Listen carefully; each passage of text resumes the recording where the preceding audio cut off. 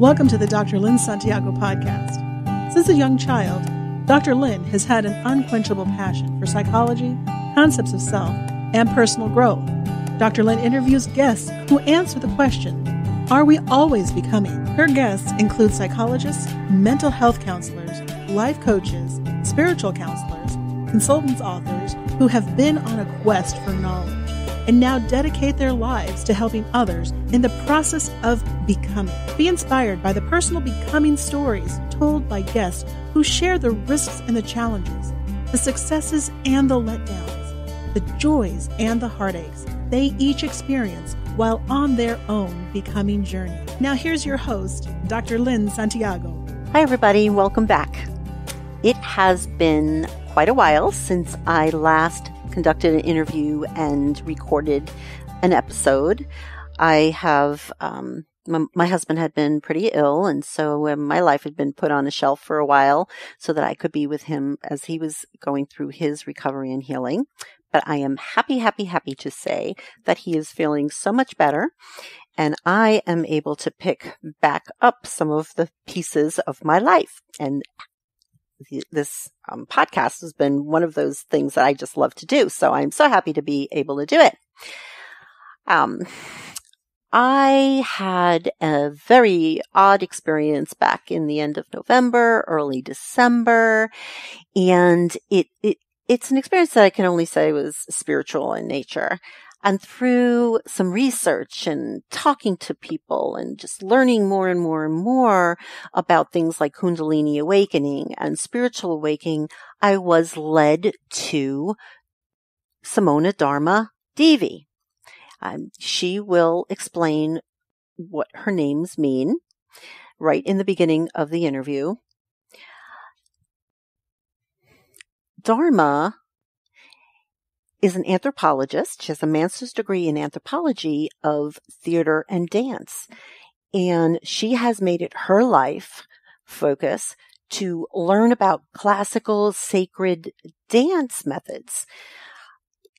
She has a course called Kundalini Rhythms Dance course.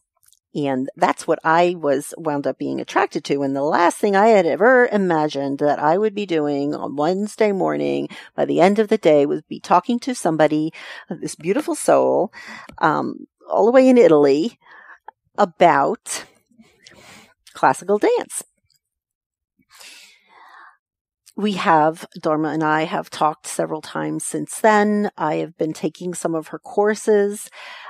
She just is beautiful, and she teaches belly dancing, which she says is the oldest form of dance.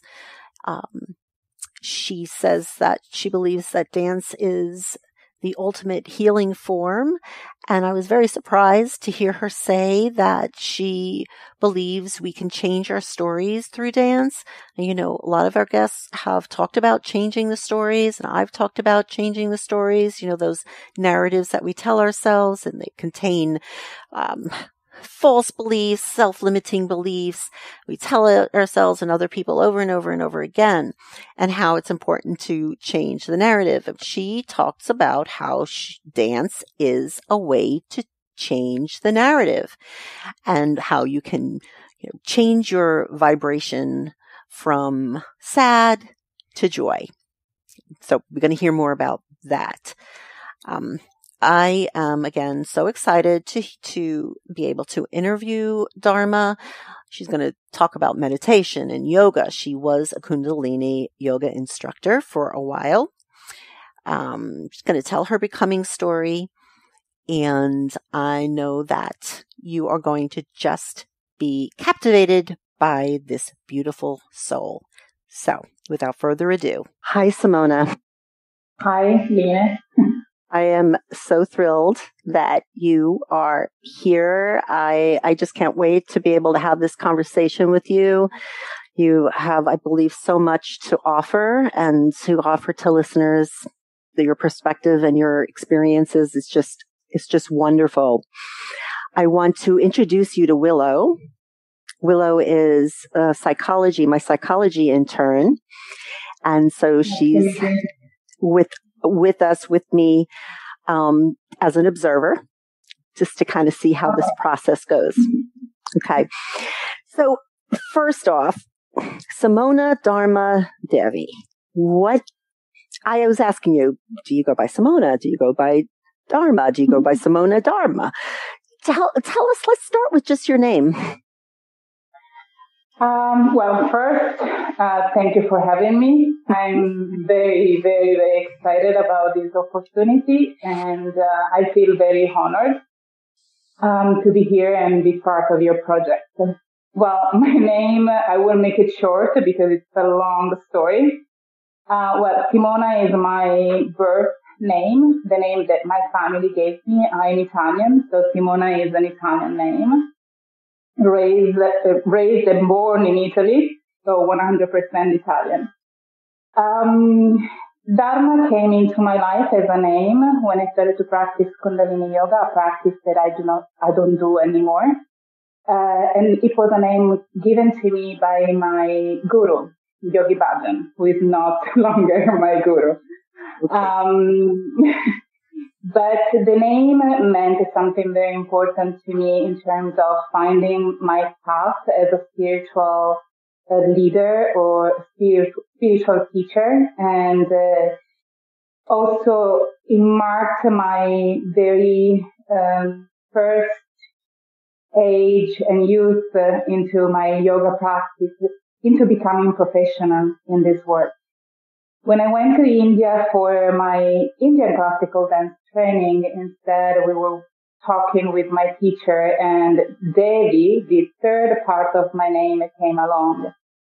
So for a very long time, I just used Dharma Devi. Dharma described my connection with the yoga community, while Devi was more connected to my Indian classical dance training. And when I separated from the Kundalini Yoga community, I decided to incorporate my birth name, Simona, to remind myself where I'm coming from, my roots, and it really grounds me into my very original power as a human being. That's why Simona Dharma Devi. It's honoring all the parts of you, or sort of all those phases in your life, and that you're one person, but you incorporate this much bigger whole. Mm-hmm. Right? That's beautiful. I like to go by Lynn Angela because of the same thing. I want to honor that Angela piece. And so this podcast I have divided into two kinds of interviews or episodes, and this is a quest episode. A quest episode is when I have a guest who I know has really focused their life work on a quest for knowledge, on a quest for experience, on something that they know they're going to be able to give back, that they're going to be able to help others in their healing, in their understanding of themselves, in their personal growth, in their spiritual growth, in their sexual growth, right? Mm-hmm. So there's all that whole in their physical growth, this wholeness of the question of like, are we always becoming? And becoming incorporates, all of this. And so I believe that your experiences and the kind of the educational pursuit that you made makes you like the perfect guest for a quest episode, because I know you have so much. But I'm going to start just like I ask this question to every guest. Are we always becoming? Yes. Yes, to me, we are always becoming, and these concepts of becoming is even more true to me today, after I went through some challenges during the past 3-4 years of my life. Mm-hmm. And I arrived into this moment of my life, but I don't have the feel of arriving anywhere. I'm just, I feel this feeling, this sentiment of continuously expanding, and so continuously becoming into something as almost like a matryoshka. There is always a deepest layer into the little doll. Mm-hmm. I remember because, it was something that I used to play when I was a child. And I remember that I loved to get into the little one inside the matryoshka. And I was really disappointed when I couldn't open it anymore. So to continue to open it and toward the infinite, basically. So for me, becoming is essential because I keep growing and expanding and reaching out as I continue to reach in. So there is this. Because when you were using that example, that, it was like the layers going in that are becoming, is that there is this going in process. But there may be at the original point or at some earlier point, the growing out process. And then this growing in process again. I think they happen at the same time because while you are going in within yourself, touching and getting closer to your essence as a human being, as a spiritual being, at the same time, if we talk about light, for example, the more you go in, the more the light expands because the more you go in, the more you get into your essence. And your essence is true, is pure, and the pure energy is light. So it expands, it radiates out. So there is going within expansion at the same time. Mm-hmm. That's why. Yeah, that is, that's that piece, that spiritual piece that I think that I have really started to focus on much more in the last few months, actually. I mean, I can relate to being very spiritual since a child and growing into knowing that I'm on my own quest and that my path is meant to be. I have this purpose. But I had been, I think, neglecting my spiritual side, my spiritual self. And that's how I was so glad to be able to meet with you. That was just my spirit guides guiding me directly to you. This beautiful soul in Italy. Yeah, at the moment I'm in Italy. Even what you just said, the fact that you listen to your spiritual guide, here there is a cat. The fact that you listen to your spiritual guide, it's a spiritual connection. So you are not neglecting anything. Being a spiritual teacher and a spiritual artist, I meet a lot of people that have no connection with yoga or have never done meditation before, but they are incredibly spiritual. Yeah. So to me, spirituality is really this deep connection with your being, to who you are, right. Profoundly. That's it. So if you are a religious person, then you connect to your religious belief system. If you are a yogini or a yogi, you practice your yoga. I was talking about this with my Indian classical dance teacher here in Italy. We had a conference as well, and I practice Kuchipudi, and Kuchipudi is one of the classical dance style in India, and they are deeply connected to the religious aspect of that culture. But she was saying, you don't need to be Hindu to practice to dance. And yet you can create a dance that is sacred, is connected to the divine, but the divine can be anything that you believe in. Yeah. It doesn't need to be a Hindu god or goddess. It just needs to be something that shifts your presence into the presence of the divine. You were saying about how, we can, I guess resonate would be a good word toward all kinds of different practices to connect to our spiritual self. And you said that, you don't have to be somebody who's practicing yoga. Yoga is not the way. It may be one of the ways, but it's not the way. Right. Mm-hmm. And I have never done yoga. I think I did yoga twice in my whole life. Mm-hmm. Seriously. And how did it go? Oh, I loved it, but I made that promise, like, I'm going to do more of this. And that, that didn't happen.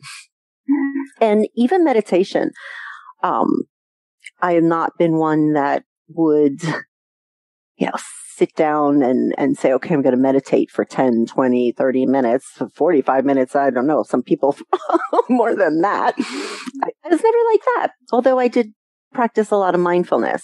Is your way one of your ways of connecting to that spiritual self, and then what you teach others come through dance? Let's learn more about that. More about dance, yes. Mm-hmm. Well, my soul is a dancer. My soul has been dancing forever, since it has been created by the source, has been dancing. My mom also says you were doing two things in my womb. You were dancing and meditating. I could feel it. Dance is really something. I remember the first time I tried to dance, I was 6 years old and I was at school, and a ballet teacher came to show a class, and I just fell in love with ballet, like right there on the spot, and to the point that at the end of the class I kept going dancing. The teacher had to come to take me out of the room. It's over now. It's over, yes. Unfortunately, I wasn't able to dance and take classes until I was a little bit older, like around 14 or 15. And I feel anyway blessed because I kept going dancing on my own in my room, and I used dance to just shift the attention from the real world and bring me to another dimension. And I think that's also the reason why I started to do theater quite early in life. I was 16 when I first acted in a play in theater.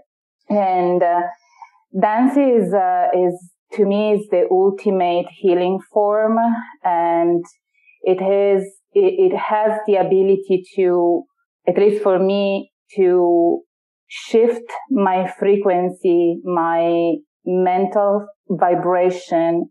And from a state of sadness, for example, it brings me right into a state of joy. And when this became very clear to me, I started to explore this component of my dance experience. And I discovered that really dance helped me to change my stories.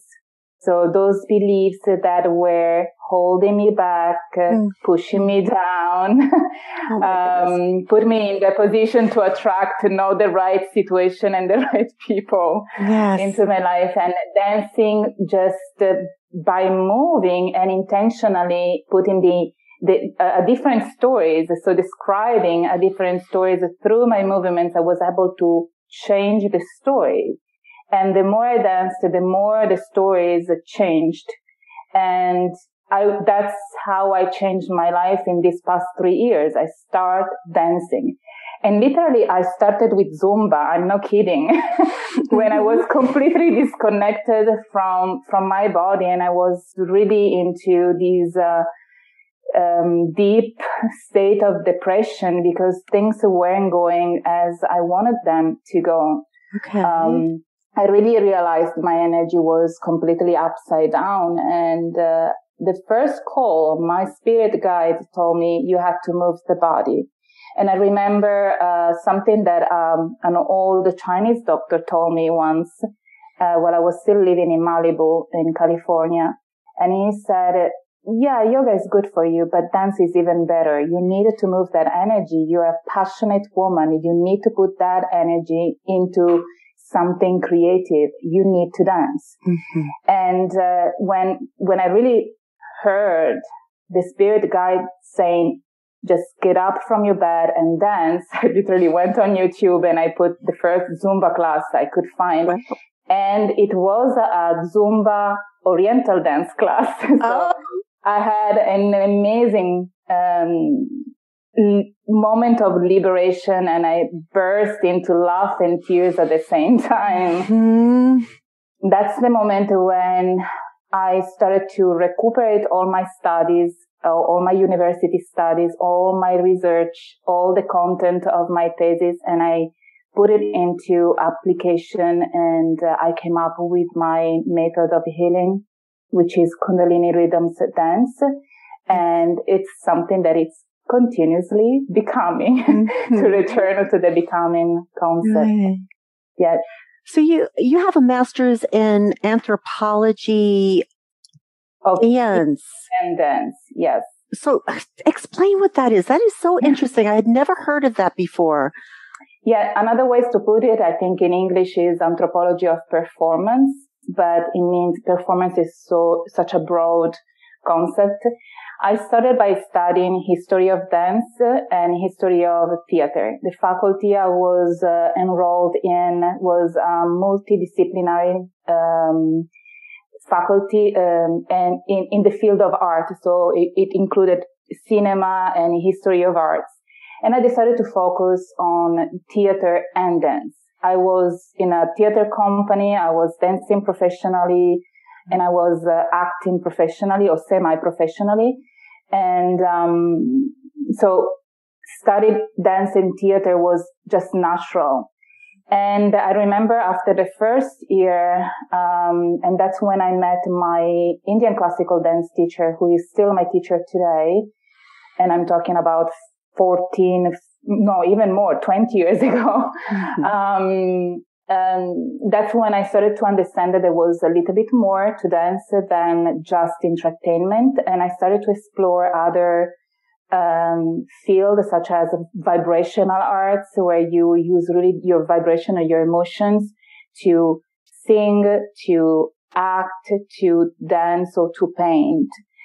And right at the same moment, I met one of my professors, and he was the professor of anthropology of dance, which was how to use dance or theater as an educational tool, as a rehabilitative tool for people that have been somehow, or for whatever reason, excluded by society. So we can say inmates, for example, or women who have been abused and they are now in a shelter and they need to return into society. And, the realities in Italy are, those, or like addict people or sober people that need something to reintegrate into a regular life. So I found that incredibly inspiring. And there was also an interesting component, because there is a period in theater which is called a social theater, where theater, the actors went out of the theater. They didn't act into theater, and they acted right in the middle of the street. So they were actors, audience, and the audience were actors as well. They were involved, and they mostly embraced topics such as a social, political topic. Or was it spontaneous? Well, some of them, I used to do some of that. Some was spontaneous. Some was prepared. So let's say that the structure was prepared, like, some sort of guidelines. And then the rest was quite spontaneous, because you never know how people react. Right. So you're really going from the now, from moment to moment, and how you're experiencing internally and expressing that. That's The anthropology studies the human behavior and how humans related to one another and to the environment. And so it was really a combination of the study of the anthropology and the arts of dance and theater. Mm-hmm. So it was very interesting field to be in. Yeah. And you have so much knowledge about ancient dance. And along with that knowledge comes the social piece. Like it's not just, this is how people danced back then. There is this connection to the society and to the religion and to the beliefs and even gender role kinds of things, right? So gender norms. And we're talking about like thousands of years ago, right? Yeah. The first signs of dance comes from the Neolithical time. So way, way back. And dance was a shamanic act. So it was a way to connect to the spirit. And it was a healing performance. It was like a community ritual. It wasn't something like where the entire community participated. It wasn't just something like you had two dancers or a group of dancers dancing and the other people assist. It was an entire, the community was entirely involved into the ritual. There are no really clear information about what could have happened at the time because, of course, Neolithically speaking, we don't have anything written. The only thing that we have are the signs on the rocks. But basically what we have, the understanding is that dance was seen as a form of expression that could connect the two worlds, the world of human, alive, and the world of the spirit, so the other dimension.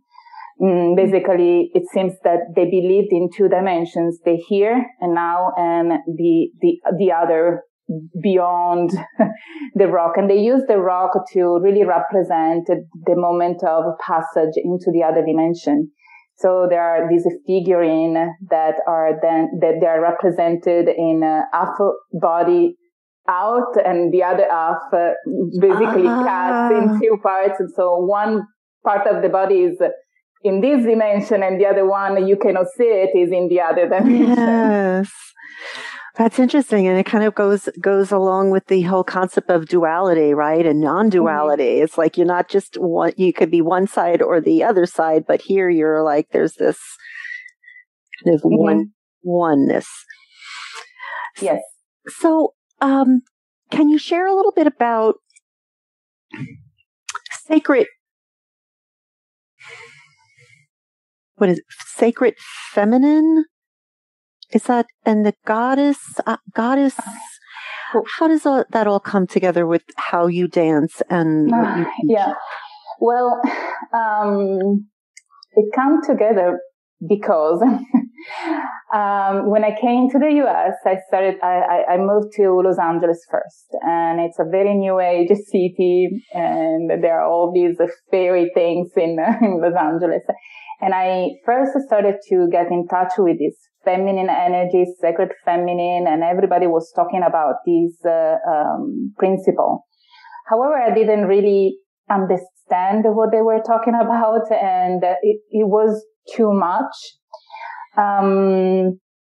Remember that I was really deep into the Kundalini yoga community, so it was pretty male oriented. But I started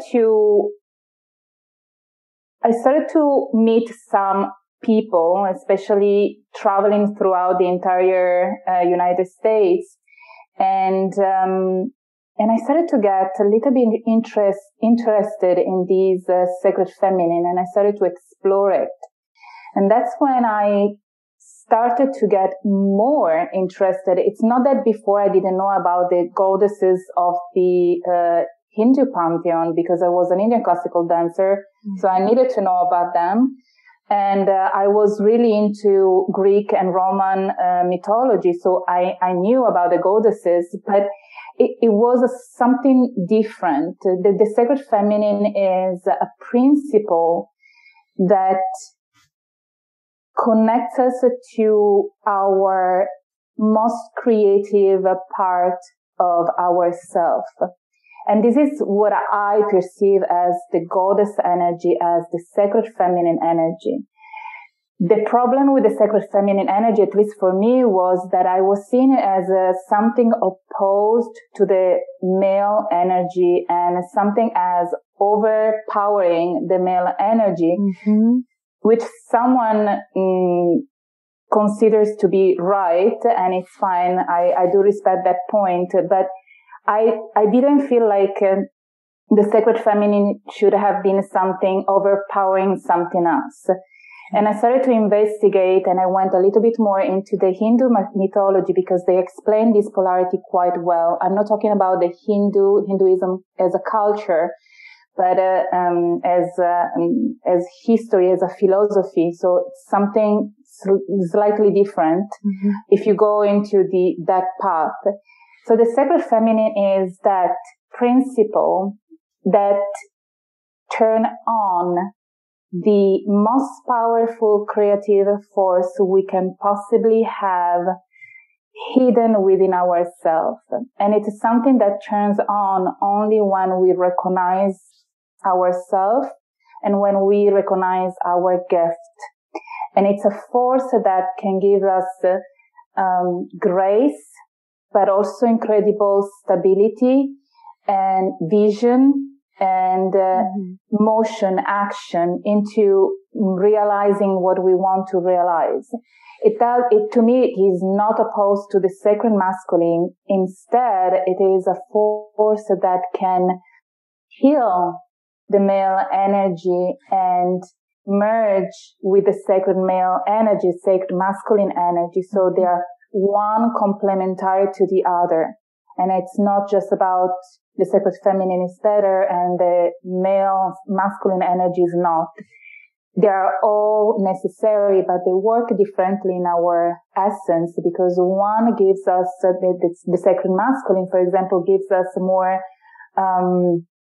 focus, more kind of stability, analytical mind, and also more inspiration, we can say. In the Hindu philosophy, for example, Shiva or Vishnu or Brahma, they are the gods that they give the idea of something. But in order to realize and manifest the idea, they need their own respective Shaktis. So we need Parvati, Lakshmi, and Saraswati. That with their energy, with the sacred feminine energy, they manifest the idea conceived by the masculine energy. So it's like the idea with then that creative piece. Yes. And it has nothing to do with the gender. This is very, very important. It has nothing to do with the gender we are born with or we identify with, because we all have sacred masculine and sacred feminine, and we needed to heal these two principles and the relationship we have with both of them. Because would you, I mean, I don't know if you would agree that even though you say it's not about gender, it seems to me that society has created that division in what is masculine and what is feminine, and you are only one or the other. And I know that that is really changing with gender neutrality and all of that coming up with the younger generation. But that's not quite the same when we're talking about kind of that inner, we use the word energy, but it's like a force. Yes. Right? Because I will say to clients, anger energy, you got this anger energy, right? It's like, it's energy. But what does that really mean, right? It's like, is it something? It's a force. Is it something you feel? That's actually a force. The anger energy is it could be one of the most creative force, and at the same time it could be also one of the most destructive. It depends really what you use. There is a goddess in the Hindu pantheon, which is deeply misunderstood, who is a Kali. Kali is known for being the destroyer, the bringer of tears. She's the terrible one. So even her figurine is terrible. You can barely look at it.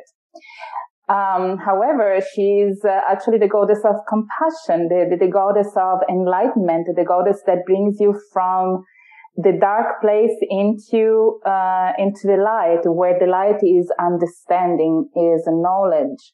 And this is important because in the Hindu tradition, in the yoga tradition, enlightenment is equal to knowledge.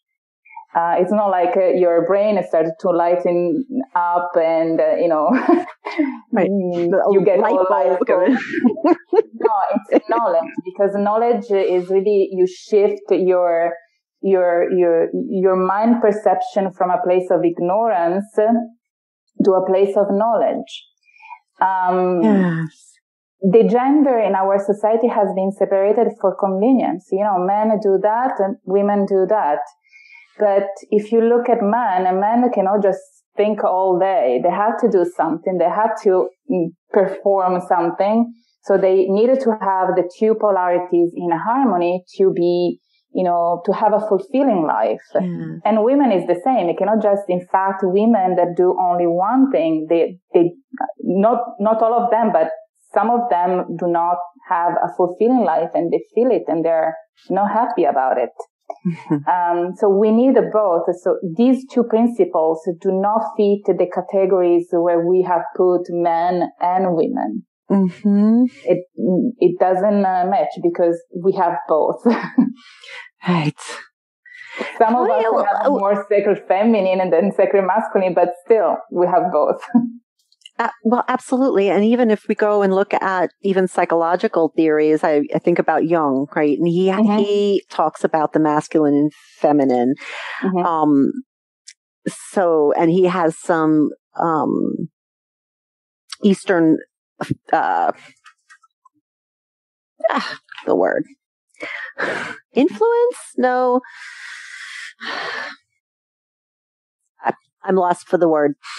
He has studied, he was very much a spiritualist as well. And so, but he's a personality theorist in the field of psychology. And that's part of his belief, is about kind of this wholeness and its splinters. And then as we are growing or becoming, there's that force. It's called all kinds of different things in psychology, that then it becomes a whole again.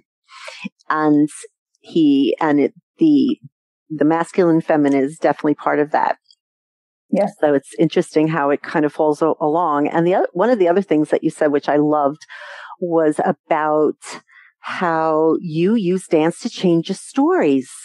I mean, that is amazing because, pretty much every guest that I talk to, especially Quest guests, will refer to the stories that we tell ourselves, the narratives that we tell ourselves, and the effect of those narratives, the effect of those stories or self-limiting beliefs on how we feel and how we then respond in the world, right? And how we make decisions in the world. So it's like, and there's all kinds of even therapy interventions or perspectives around that whole idea.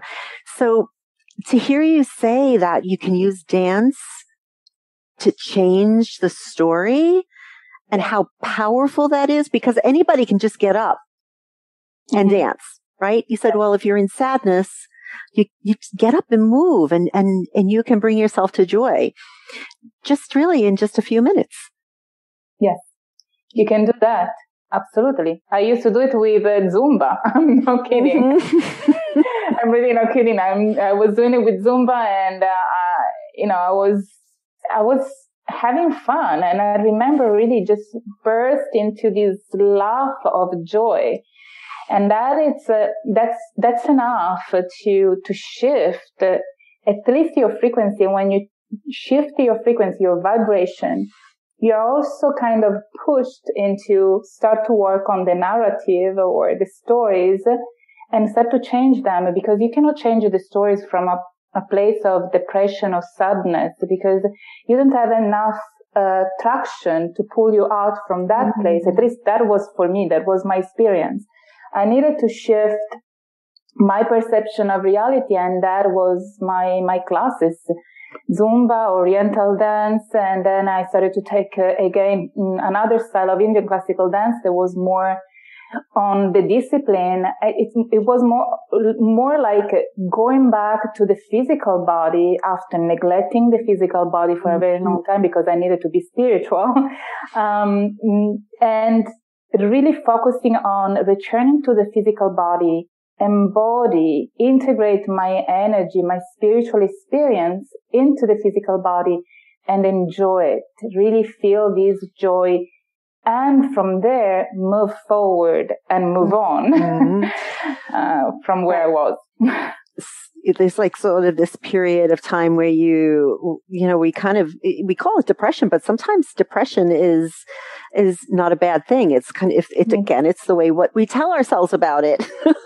It could be a period where we are kind of disconnecting from what was, and we're, grieving some losses. It was grieving, yeah. We're doing what's necessary in order to move, to continue our becoming story. It's sort of like this little place on the path that you sit and you stay and you just stay there as long as you need to, and you do what you need to do so that you can get that energy back to then continue on the path. Yes. So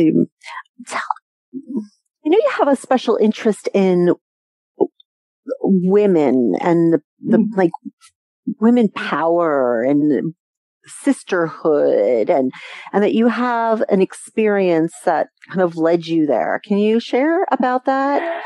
Yeah, the experience that led me there wasn't a positive experience. Karmically speaking, I suffered a sort of a betrayal by women, and it's something that I brought into my life right now, into this current life, not right now. Right now, the narrative has changed, thank God. But it came because I always wanted to be in the company of other women. I have always looked for women in power that could inspire me. My first yoga teacher was a woman. She was amazing, a splendid human being. I will remember her for the rest of my life. But after her, the experience that I had with women, not all of them, of course, but those that I have chosen to be my guidance, my guide, my mentors, I wasn't that lucky. So even business collaboration with other women didn't turn out to be that great.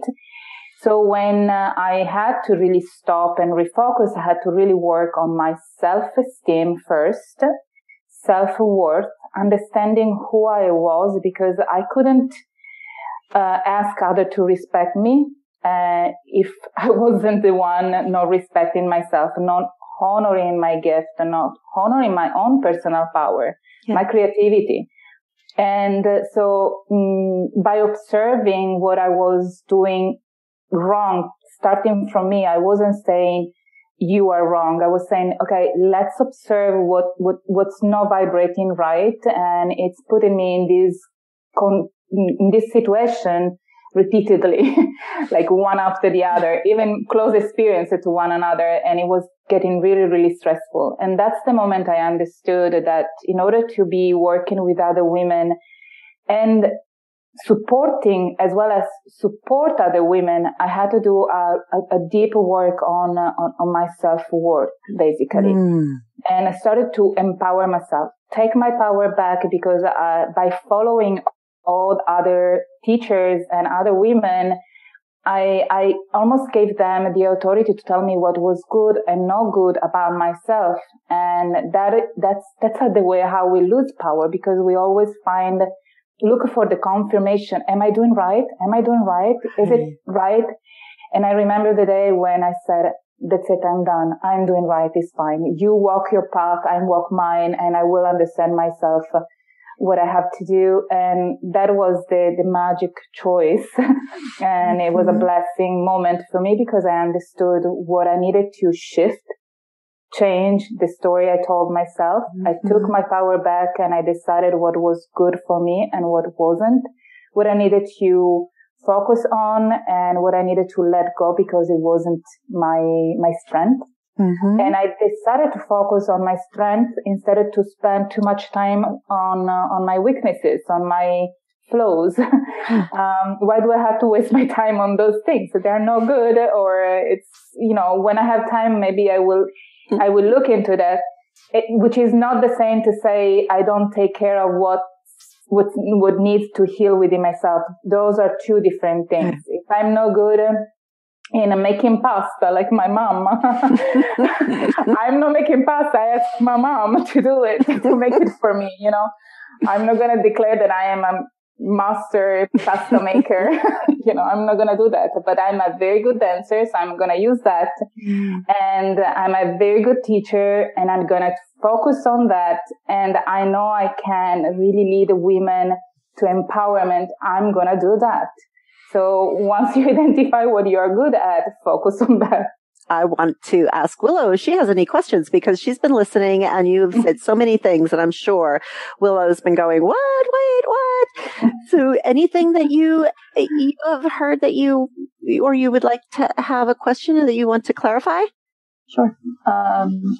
And both of you had brought it up, but you were talking about a spiritual guide. Is this a person for you? Is this a feeling for you? What does that entail? Who goes first? For me, I believe that it is spiritual, and that everybody has that ability to connect to spirit guides, and that everybody has spirit guides. It is a different way of thinking, I think, for many people. And I think for many people, that's kind of scary. I can recognize that has been something that's been part of myself for a very long time, even as a child. But I know because I was scared of it, I pushed it away. And going psychology was kind of like the safest route, because psyche is soul, and so in Greek, so there is still a connection there. But, it goes into this scientific kind of line versus that sense of connecting to something that's greater than yourself. And that's what it means to me. I don't know. What do you think? It's the same thing.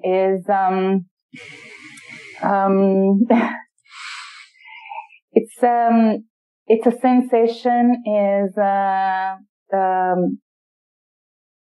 kind of a guidance that you feel and perceive in your life.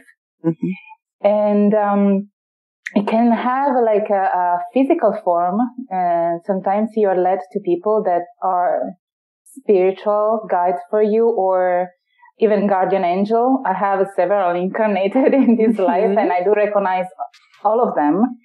But for me, the connection with my spiritual guide is really the connection with the other dimension, and the disincarnated dimension. Mm-hmm. And it really is this constant connection is where I can go back to feel centered and feel supported.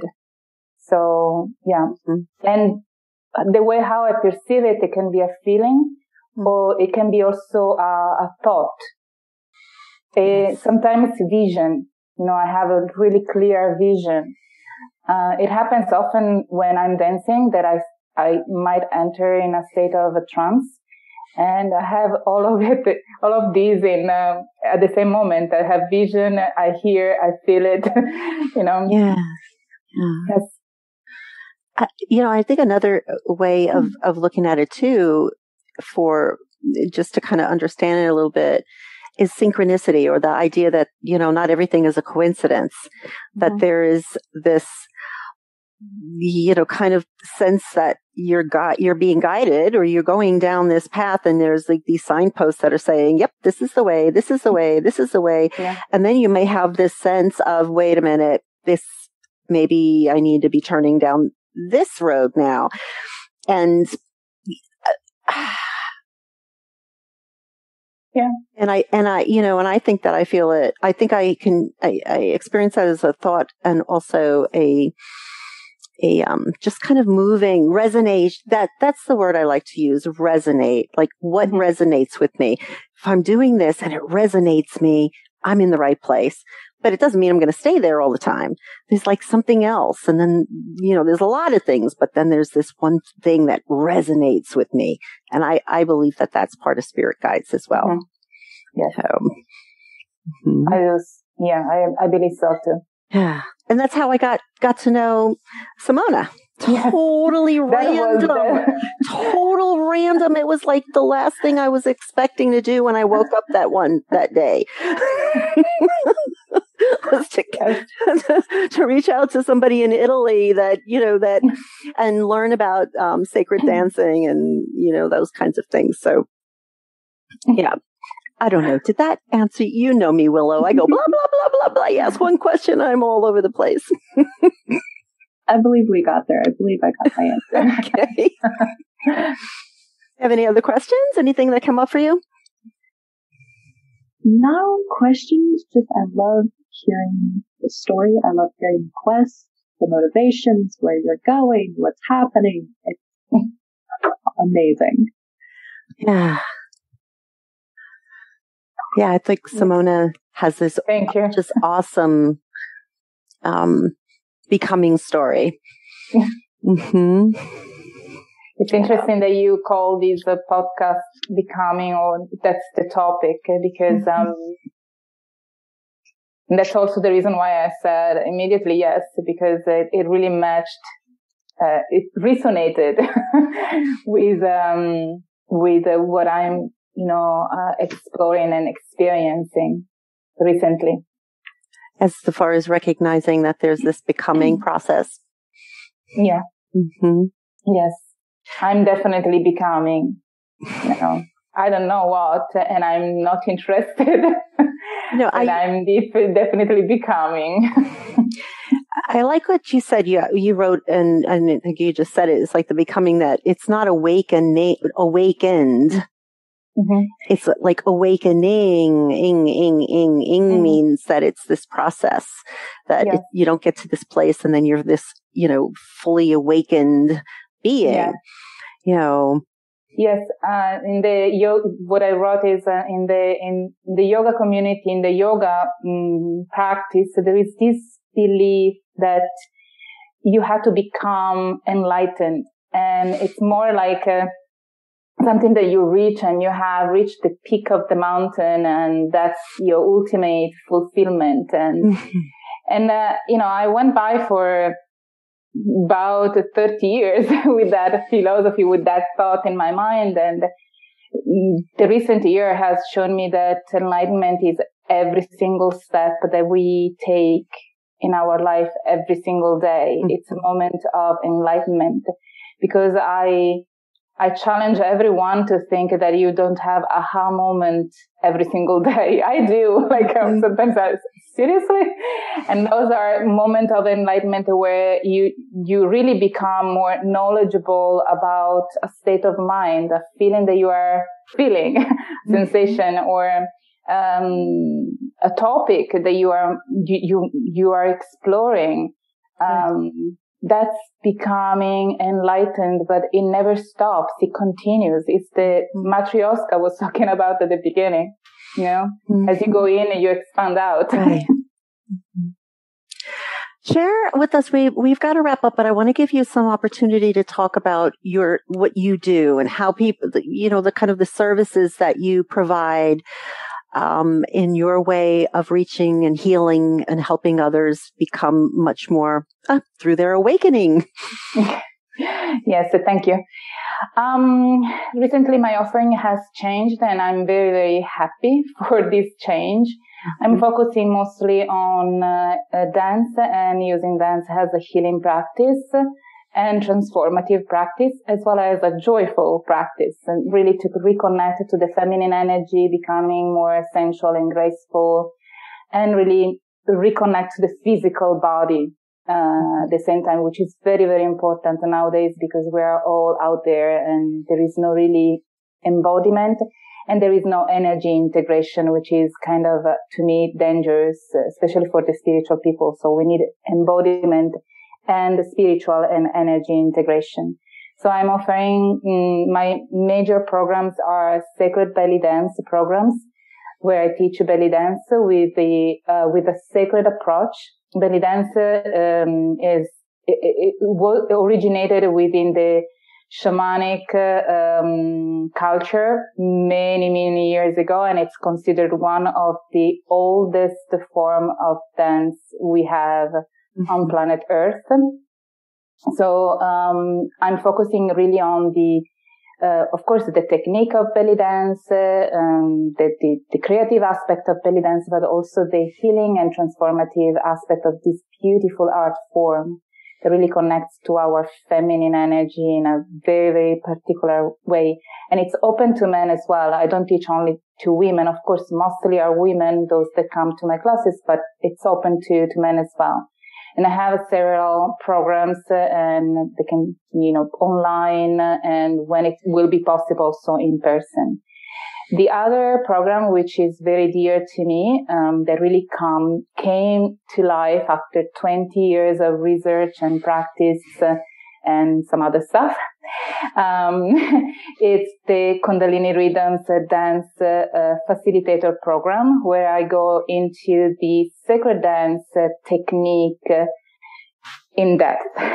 So I will teach technical stuff, spiritual stuff, energetic concepts behind the dance movements, and I have 3 courses, 3 levels, but the first one is the one that at the moment is active, and I'm actually starting a new one, a second group, this coming March on the 25th. And it will be online for the time being, but I'm hoping to bring it in person as well. Well, online is perfect because people can, I never would, have known you if it wasn't for, the Zoom. And to be able to see what you do. So I think it's kind of amazing how something so negative that has been so global has also opened up opportunities for connection. It's like there's a deconnection happening, right? It's like we're like in our homes or quarantine, but then there's this opportunity to connect anywhere you want to. Yes, internet it's been magical, and especially for us that teaches this type of practice, it's been essential, and I love it because I'm really connected to people from all over the world, not just from the United States, but literally from everywhere. So it's amazing. Yeah. So that means that anybody who's interested in learning from you or participating in any of your programs, it doesn't matter where they are. Like you said, well, we'll start doing it in person, but who's going to go to Italy? Well, I can't. Maybe New York. I know you have some, maybe, but the Zoom just really opens it up for anybody, no matter where they are. It's beautiful. Before the pandemic, I used to travel a lot. It's kind of tiring traveling, but it's so fulfilling, and I love to be on a plane and then traveling to places. And I often come to Florida, which I love. But still, yes, internet, it opens doors, it opens connections. And then eventually, if the occasion, the opportunity comes, so we can also meet in person, of course. Yeah. But the internet has become a very good opportunity for us to be known and to share what we have to share. Yeah, that's beautiful. So how can people reach you? Anybody, any of the listeners are really interested in knowing more about what you do, or knowing more about what the courses that you teach, how can they reach you? They can go to my website. I just put online my new Kundalini Rhythms website, and the name is www.kundalinirhythms with the S dance.com. It's beautiful. And yes, and in that website they can find me they can find everything that I offer, and they can find me on social media. Kundalini Rhythms Dance on Facebook, and on Instagram I'm Dharma Devi / Kundalini Rhythms. Okay. So all of this is going to be on the description for the podcast, because there's a description, and all of your contact information will be there. I understand that you offering like a 10% off of a program for somebody who might sign up for some things. Yes. If they mention your podcast, they will receive a 10% discount on my online classes, with the exclusion of the Patreon subscription, because they have, I do not administrate that account, I do not collect the money directly, they pay me. So I'm not the one in charge of everything, but anything else, my Sacred Belly Dance programs, both the recorded and the live one-on-one session, and the Kundalini Rhythms course that is coming up now in March, they can get the 10% off. Great. So is there one last word or statement of wisdom that we can close with? And I know that there's going to be part 2 with this, because there are some of these things that you've talked about that I think we can just stay in do a whole podcast on just one of those things. We can talk about what that might be, but I definitely think there's there's a part 2 to this. But any last words of wisdom that we can end with? Yeah. Be yourself. It sounds stupid sometimes, but be yourself is really, really, really important. Trust yourself. Believe in what you have in your gift. Believe in what your heart is telling you, and do not ever doubt yourself ever. That's, to me, is the key to my shift. Yes. Right. Thank you so much. To the core. Thank you so much for having this conversation with us, and for just sharing so much of your own becoming story. We will do Thank you so much. We will do part 2. Thank you so much, Lina. I really appreciated this time with you. Thank you. Thank you. Okay. This, from here, will be, edited out. So how do you feel about that? I feel good. Thank you. I was a little bit nervous at the beginning, but then I chilled. Yeah, I know. I've only been a guest on a podcast one time. I know how nervous I got, and I said, "Oh my gosh, this is how my guests feel before coming on," because you don't know what's going to be asked. Talk about vulnerable, right? It's like, yes. You don't know where it's going to go, and you don't know what's going to come out, because I've had guests who had no plan of disclosing some things that were pretty personal, and then wound up doing it and felt good about it. Felt like it was okay that they talked about whatever this thing was. It was sort of a healing for them. So, yeah. Yes. As I said, I trust myself and I trust my guides. And I know that what comes out, and I really do feel that this was like arranged by someone up there. Yes, absolutely. Because when I received your message, I really heard someone say yes. So I said yes, but I was like, yeah. Don't even wait a think minute, about it. Where did this come from? Willow, I have to tell you that it was a spirit guide that led me to Saint Leo.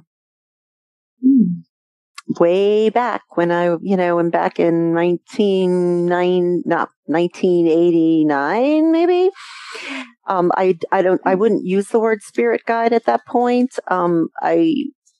But I definitely felt I was called there, and when I got there, it was like, yes, And I had all kinds of obstacles to get in the way. It wasn't easy. It wasn't like, okay, I could have easily said, no, I can't do this. I can't because I have this, and this.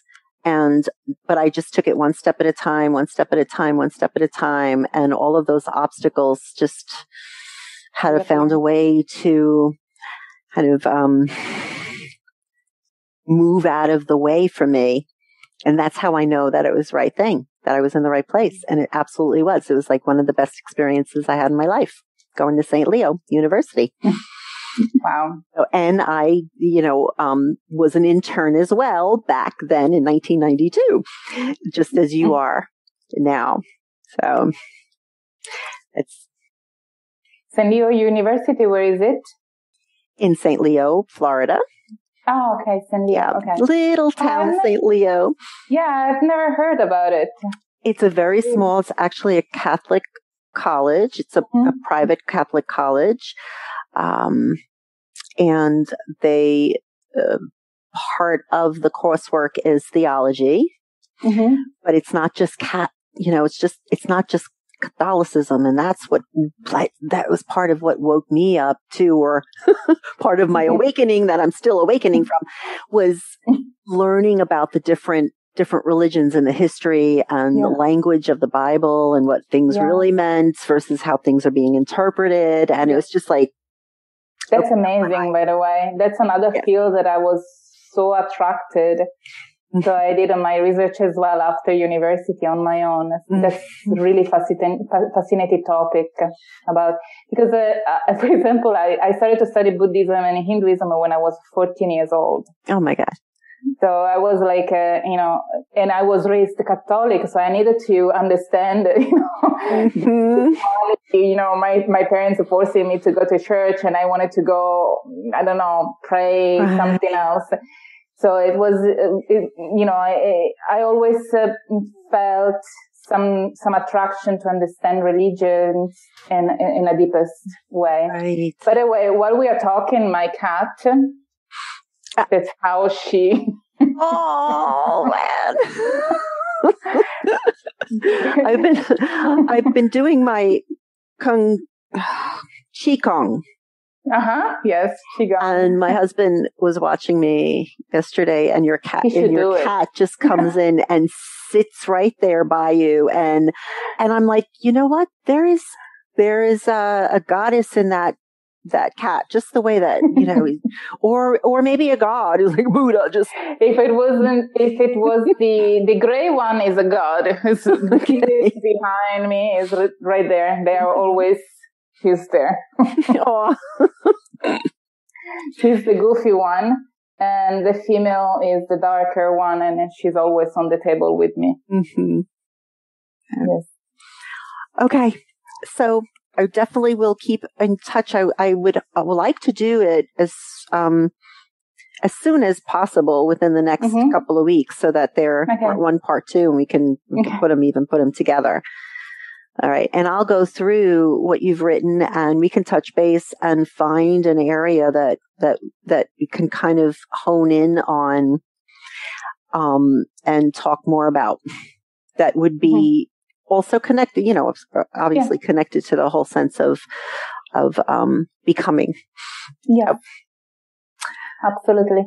So thank you so much. I hope you enjoyed listening to Dharma and listening to this episode as much as I enjoyed interviewing Dharma and learning so much more about her. I encourage you to take a look at her website. The information is in this episode's description. There you will learn much more about her, and you will also get some information about the courses that she is providing. For example, the Sacred Belly Dancing course and the Kundalini Rhythms Dance program. I want to wrap up with a quote from Wayne Dyer. He said, "When you dance, your purpose is not to get to a certain place on the floor. It's to enjoy each step along the way." Thank you. Keep that in mind as you continue down your path. in your becoming journey this week. Thank you. Thank you for following and listening, and please share if you like what you hear. Thank you so much for listening. Please share with your friends and family if you enjoy what you are hearing here in this podcast, and follow me on Instagram at becoming_with_Dr. Lynn. That's DRLYNNE. Again, thank you.